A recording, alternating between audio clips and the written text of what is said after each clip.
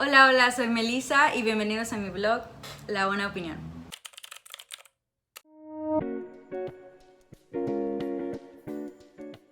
Si eres estudiante, perteneces a la comunidad científica o de investigación, te habrás topado con algún artículo científico como estos. No importa si estudias alguna otra ciencia que no sea ciencias biológicas, por ejemplo, psicología o algo así. En la mayoría de las carreras te topas con este tipo de artículos. Y hoy vamos a hablar de los autores de esos artículos. Cuando citas este tipo de artículos como el que podemos ver, normalmente nada más aparece el nombre del primer autor, ¿ok? Y después, si son varios, aparece un et al. El autor principal, que es el que podemos ver al inicio de la cita, es un tema de debate y ha causado disputas por no definirse correctamente. Pero hoy hablaremos cómo Nature aborda este tema y sobre estas personas que no tienen voz y que normalmente no salen en los artículos.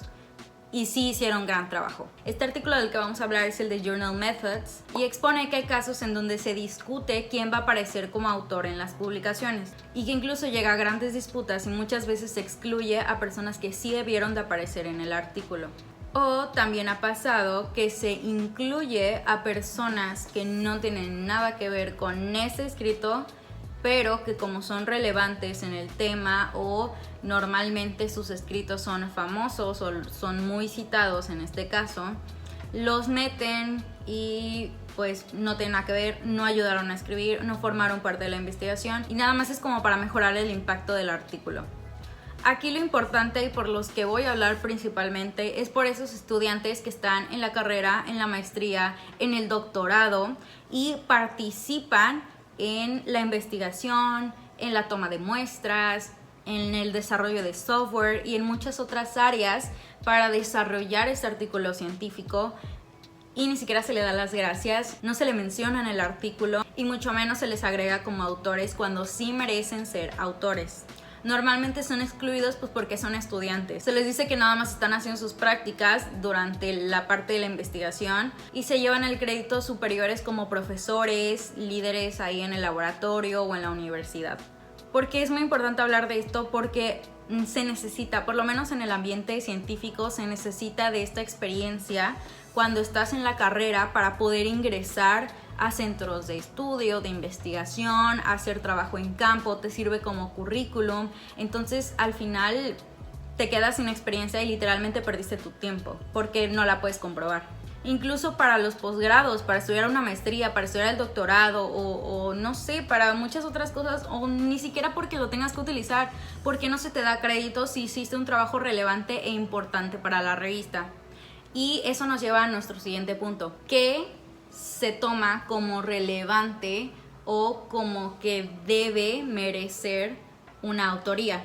Nature nos pone al alcance cómo ellos tienen unas normas para definir quién aparece como autor, como primer autor y los lineamientos que ellos siguen para definir quién es una participación significativa, o sea, quién merece estar y quién podría estar nada más en agradecimientos o no necesita como tal aparecer en la investigación. También nos aconseja discutir este tema de autoría de cada involucrado previo a su participación y eso no solo es responsabilidad de las personas pues, que están organizando este equipo de colaboradores para hacer la investigación o pues profesores están buscando estudiantes. También tú como futuro participante o como prospecto para esa investigación pues deberías de decir voy a aparecer, voy a estar en los acknowledgements, en agradecimientos, no voy a aparecer como nada, cuál es mi papel, cuáles son mis responsabilidades y si es necesario y tú lo ves necesario o pues tú lo estás organizando,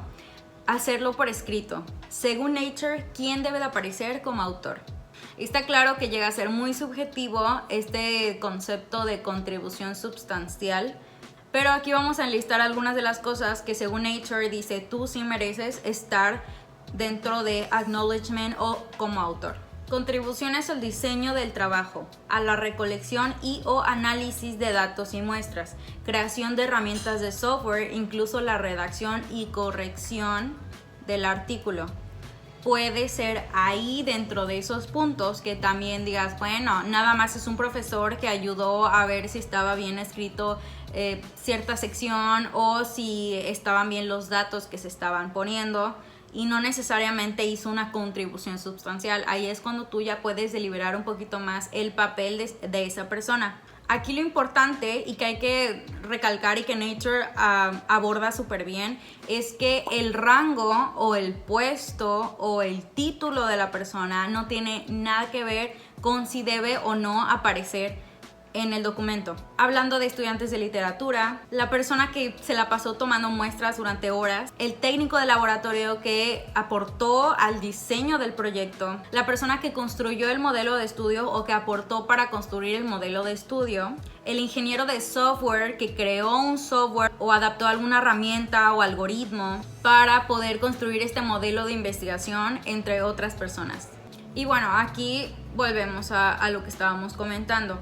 Depende mucho de qué papel hizo, de si se dio por anticipado que sí iba a aparecer esta persona, qué responsabilidades tenía esta persona dentro de la investigación y si alguien aportó recursos que no fueron como creados, o sea, si alguien prestó una máquina, donó células o dijo, bueno, adapten este modelo que yo usé hace tiempo para que ustedes puedan, a lo mejor te puede servir para tu modelo de investigación, tómalo como referencia o algo así, pues no necesariamente es un autor, puede estar en acknowledgements, en agradecimientos, y su contribución no fue como tal estar metido en la investigación, sino que aportó algo desde afuera, ¿no? Digámoslo así. También pasa si, por ejemplo, se utilizaron bases de datos de otra persona o de otra institución. El hecho de que no estén activamente participando sí puede ser un punto para definir que no es un autor como tal, pero sí, claro que sí se merece estar en acknowledgements o mínimo en agradecimientos. Ahora, otra cosa que aquí menciona Nature que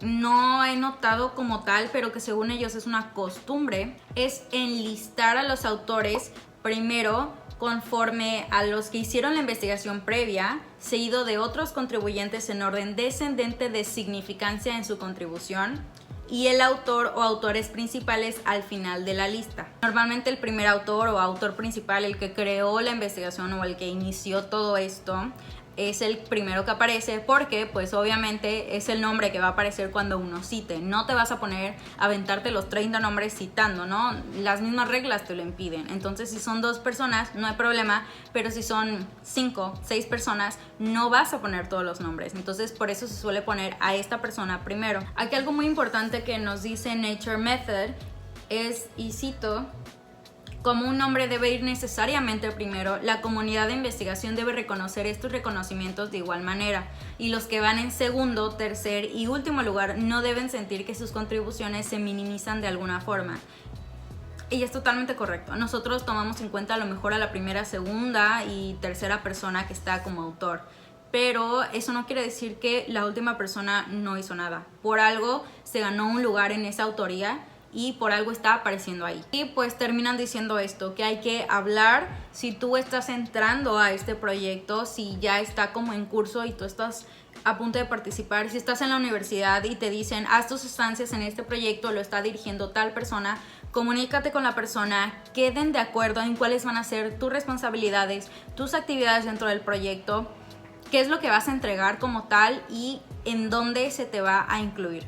Necesitan estar apareciendo más estudiantes de licenciatura, de ingeniería, de maestría en estos documentos. No tiene que estar lleno de doctores para que el paper sea importante, y eso es lo que nosotros como comunidad científica debemos de entender y debemos de empezar a hablar.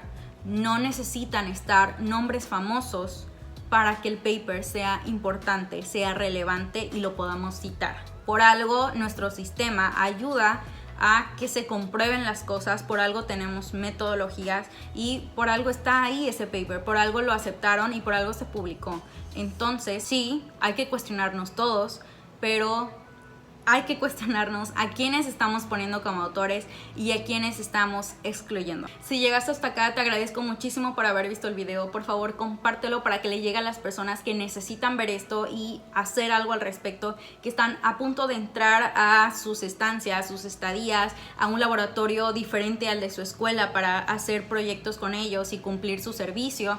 Necesitan saber esto y necesitan poder actuar antes de que les pasen estas cosas y se queden literalmente sin currículum, ¿no? Sígueme, ahorita estoy súper activa en TikTok, sígueme en TikTok, estoy también en Instagram, en Facebook, entonces las voy a dejar aquí todas las redes, entonces, bueno, y abajo. Entonces sígueme, yo soy Melissa y esto fue La Buena Opinión.